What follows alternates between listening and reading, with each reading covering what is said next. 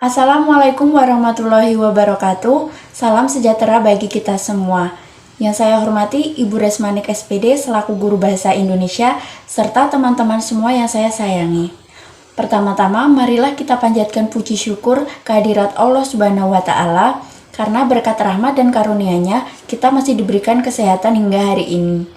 Pada kesempatan kali ini, saya, Kety Dwi Utami, akan menyampaikan sedikit informasi tentang kesehatan mental atau mental health. Sebelum ke poin utama, kesehatan mental itu sendiri adalah suatu keadaan sehat utuh secara fisik, mental, dan sosial. Dan bukan hanya suatu keadaan yang bebas dari penyakit, cacat, dan kelemahan. Mungkin bagi kalangan remaja, ini sudah sangat tidak asing kita dengar. Dan beberapa masyarakat Indonesia juga pasti ada yang tahu dan ada juga yang masih menganggap kesehatan mental di Indonesia itu remeh. Ketika kita memiliki mental illness, itu pasti ada aja masyarakat Indonesia yang menganggap bahwa kita kurang dekat dengan Tuhan, kita lebay, kita orang gila, dan lain sebagainya. Saya pernah membaca beberapa artikel di internet yaitu mengatakan bahwa Indonesia ada dalam peringkat keempat dalam daftar negara dengan tingkat depresi paling tinggi di dunia. Dan di urutan keenam dalam hal gangguan kesehatan secara mental dan kejiwaan secara keseluruhan.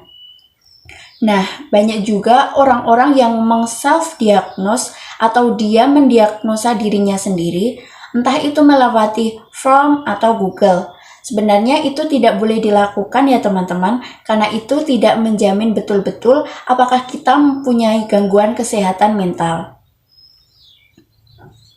Hadirin sekalian, ada juga beberapa hal yang membuat gangguan mental itu sekarang menjadi tren di kalangan media sosial.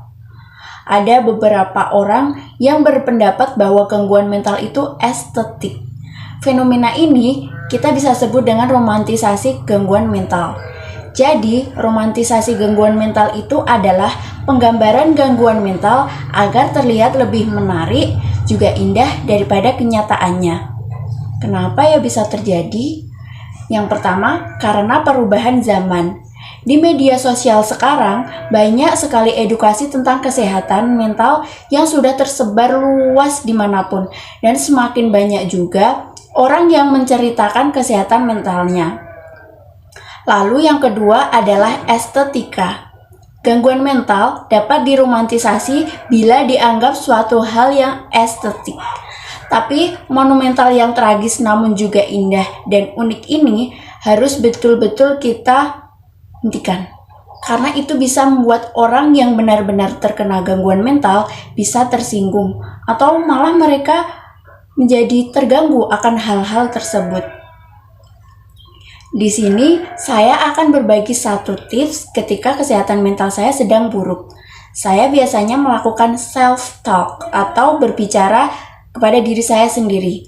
Ini sangat normal untuk dilakukan karena tidak menyebabkan apapun dan itu malah membuat kita lebih mengenal diri kita sendiri.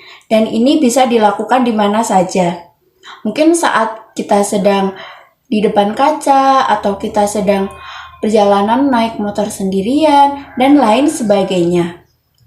Self-talk atau berbicara dengan diri sendiri itu ada dua tipe, yaitu yang pertama positive self-talk dan yang kedua yaitu negative self-talk. Positive self-talk sudah pasti berbicara dengan diri kita sendiri dengan kalimat yang positif. Hal ini dapat menguatkan diri kita. Sedangkan negative self-talk itu bisa menghancurkan serta melemahkan diri kita sendiri karena kita menggunakan kalimat negatif. Dan akhir dari apa yang akan saya sampaikan adalah bagaimana cara merawat kesehatan mental kita. Mungkin yang biasa kita pikirkan adalah dengan terapi, obat-obatan, atau hal medis lainnya. Tapi ketika kita mencoba untuk membuka mata, ada beberapa kegiatan yang menurut kita sepele namun sebenarnya bisa membantu kita, seperti journaling, mendengarkan musik favorit, melakukan perawatan diri, meditasi, self-talk, makan makanan yang bergizi, dan kita juga bisa berinteraksi dengan orang-orang yang menurut kita pribadi dia membawa aura positif. Saya cukupkan informasi yang dapat saya sampaikan pada kali ini. Apabila ada perkataan yang kurang berkenan di hati, saya mohon maaf. Terima kasih atas perhatiannya. Wassalamualaikum warahmatullahi wabarakatuh.